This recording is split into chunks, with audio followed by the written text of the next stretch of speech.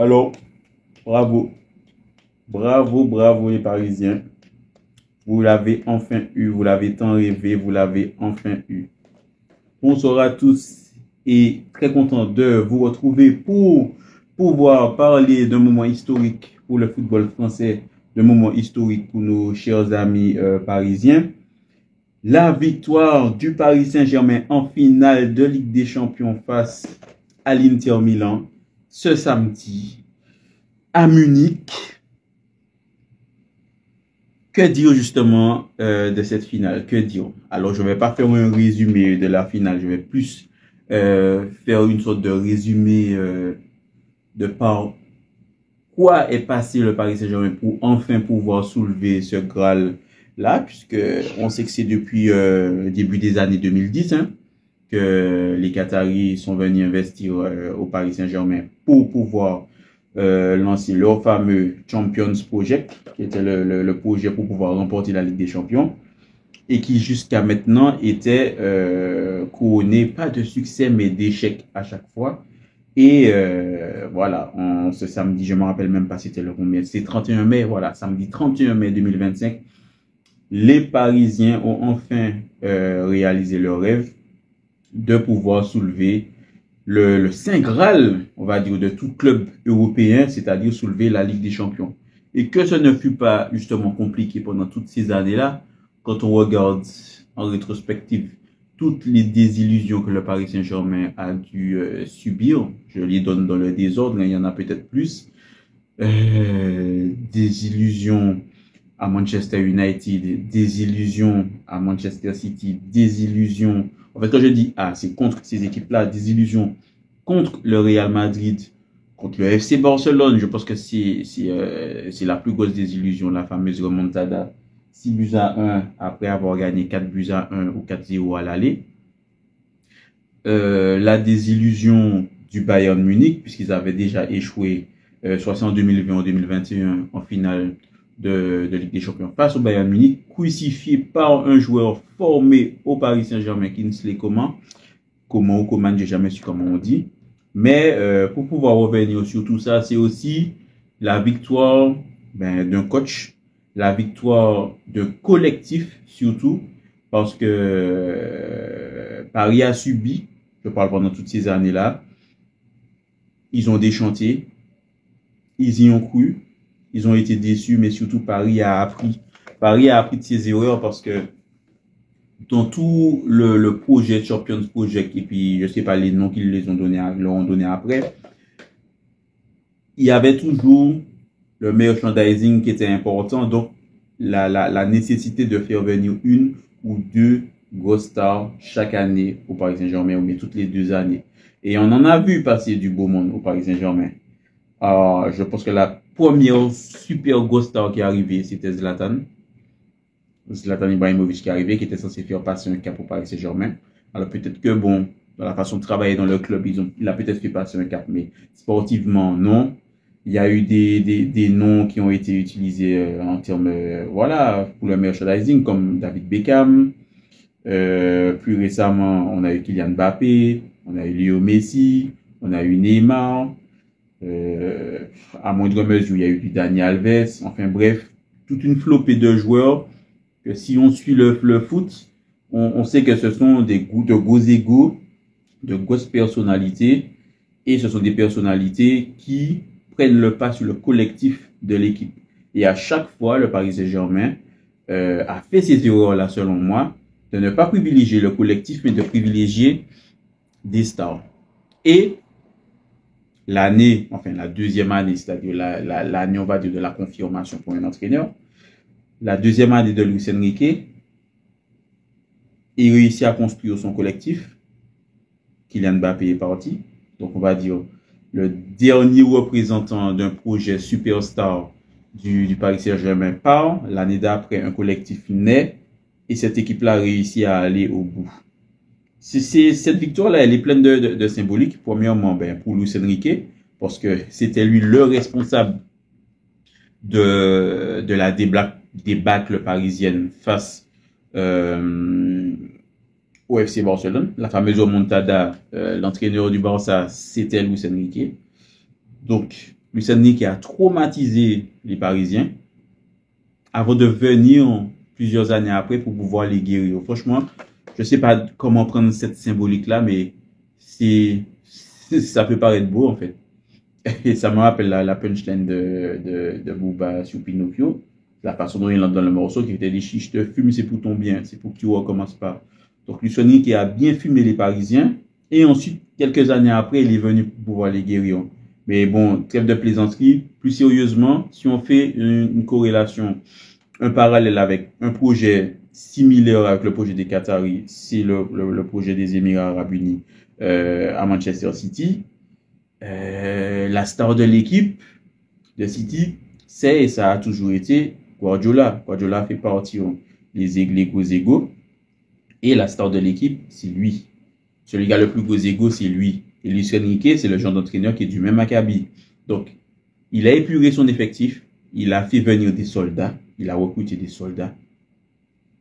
Il leur a inculqué sa façon de voir les choses et il les a menés à la victoire. Donc, moralité de la chose, le collectif primera toujours sur les individualités. Alors, bien sûr, si tu as un collectif huilé et une individualité qui peut faire la différence, ben, c'est encore mieux. Mais si tu as une individualité qui annihile, qui freine la progression du collectif et qui empêche les autres joueurs de s'exprimer, ben c'est pas bon.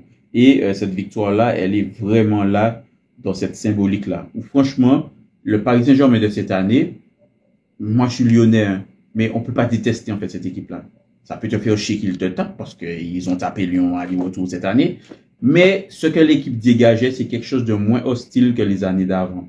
Parce que c'était cristallisé par la personnalité des grosses stars d'avant. Et bref, on passe les détails. Et là, cette année, c'est un groupe de jeunes joueurs, moyenne d'âge 23 ans. Un groupe de jeunes joueurs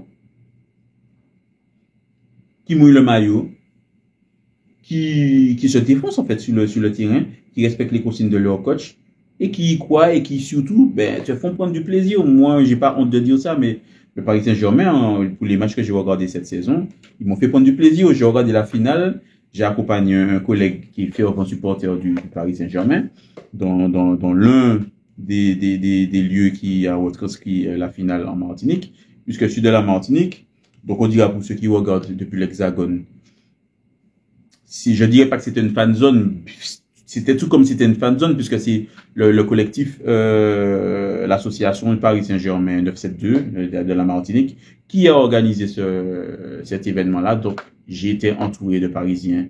J'ai vécu l'ambiance avec les chants, les bruits de tambour, et voilà quoi, les écharpes, les banderoles. Franchement, ils ont mis le feu et c'était intéressant à vivre.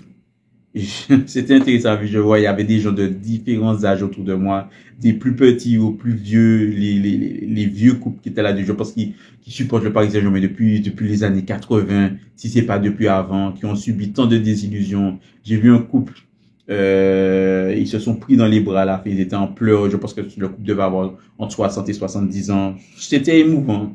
Mon pote était quasiment en slip sur la pelouse synthétique de l'Arena. Vraiment, c'est des choses où ça fait plaisir. Et cette équipe-là, c'est ces émotions-là qu'ils ont fait vivre à leurs supporters et la démonstration de football qu'ils ont fait en finale. Même s'il n'est pas supporter du Paris Saint-Germain, tu es obligé de te dire masterclass. Masterclass. Souvent, les gens disent oui, pour avoir un beau match, il faut deux grosses équipes. Elles sont rares, en fait, les finales où il y a eu deux bonnes équipes. Il y a souvent une équipe qui va prendre l'ascendant sur l'autre. Et cette saison, clairement, l'Inter Milan était totalement dépassé en finale. Ce que moi j'en pense, l'Inter Milan était totalement cramé. Déjà, premièrement, une équipe de trentenaires face à une équipe de moyenne d'âge de 20 ans. Ils ont la fougue, ils ont l'énergie avec eux. Là où l'Inter Milan, c'est des vieux briscards qui sont fatigués, qui voulaient un dernier baroud d'honneur parce que ils ont raté la finale en 2023 contre City. Et là, ils voulaient prendre leur revanche. Cependant, je pense que leur championnat ne s'est pas déroulé comme ils l'espéraient, puisqu'ils ont lâché des points sur la fin, en étant fatigués, en étant cramés. Ils ont vu le rival napolitain prendre l'ascendant sur eux pour pouvoir remporter le titre. Je crois quelques semaines après, ils ont perdu la Coupe d'Italie face à Cagliari, il me semble. Je ne vais pas dire de bêtises, mais il me semble que c'est ça. Donc, 2 désillusions en 2 ou 3 semaines, et tu es obligé dans ce marasme-là à préparer la finale de la Ligue des Champions.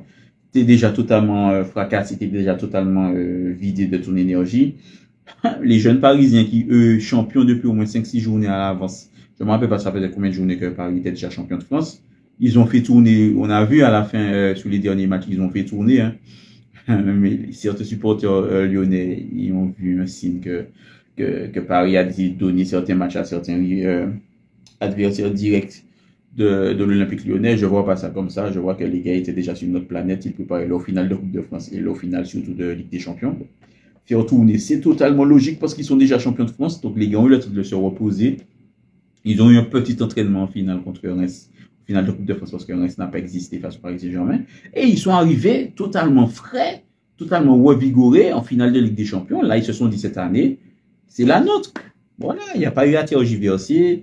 Première mi-temps 2-0, fin de match 5-0. Voilà, emballé, c'est pesé. L'Inter Milan n'a quasiment jamais existé dans ce match. Premièrement parce qu'ils étaient fatigués, mais deuxièmement parce que le Paris Saint-Germain, le schéma de jeu, ils l'ont respecté à la perfection et dans tous les compartiments du jeu, les joueurs étaient supérieurs aux joueurs de l'Inter. Donc forcément les Marseillais et d'autres, on va dire, les supporters marseillais et les supporters d'autres clubs ont essayé de minimiser la chose, mais non. Les supporters marseillais, à jamais les premiers, et ben, il a pris du plomb dans l'aile, il n'existe plus. Moi, en tant que Lyonnais, j'ai vécu ça, on va dire par procuration, par le biais de mon pote, de mon collègue que j'ai accompagné. Et j'étais pas fâché, justement, j'étais content pour lui, mais c'était plus de l'envie en me disant, putain, je revoyais certaines situations de la saison de Lyon et la grosse désillusion à Old Trafford, et se dire que peut-être qu'il y avait la place pour arriver en finale de Ligue Europa, faire quelque chose, mais comme à chaque fois, avec l'Olympique Lyonnais qui se chie dessus, qui chie dans la colle, et les désillusions, quoi. Les désillusions. Donc, c'était plus de l'envie. C'était de l'envie en se disant, putain, j'espère qu'un jour, je vais réussir à vivre ça avec Lyon. Pas forcément la Ligue des Champions, parce que je suis réaliste. Mon club est en train de partir dans une direction qui est totalement négative, mais pourquoi pas sur un malentendu, une Europa League, une Conference League, pour pouvoir commencer par là, pour pouvoir se reconstruire par la suite. Bref, c'était la parenthèse. Mais en tout cas, voilà, c'est tout ce que j'avais à dire sur ce match-là. Luis Enrique a beaucoup été décrié, a beaucoup été critiqué dans les médias, notamment par Daniel Riolo qui ne l'aime pas.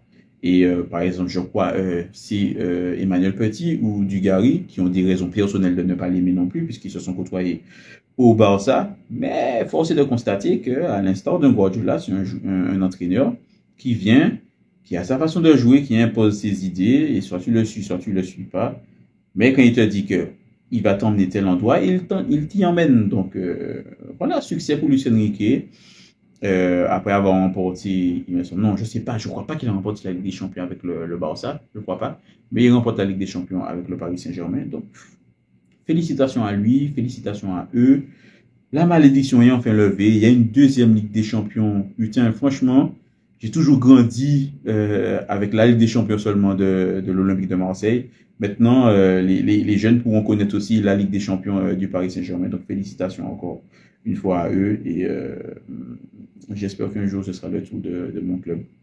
Vous n'hésitez pas à me dire ce que vous en avez pensé, comment vous avez vécu la finale, ce que vous avez pensé du Paris Saint-Germain de cette saison, ce que vous voyez pour eux la saison prochaine, parce que je pense que je vois encore de bonnes choses, parce que je constate qu'ils sont déjà en train de recruter, ils recrutent de façon très intelligente et très intéressante. Donc, voyons voir ce que ça va donner. Pourquoi pas regarder pour voir les autres équipes qui sont derrière dans le championnat commencer à se retirer les doigts du cul et à bien travailler pour pouvoir ne serait-ce qu'essayer d'aller les titiller. Quand je dis titiller, c'est pas aller regarder dans les yeux sur toute une saison, il les regarder dans les yeux au moins sur 1 ou 2 matchs.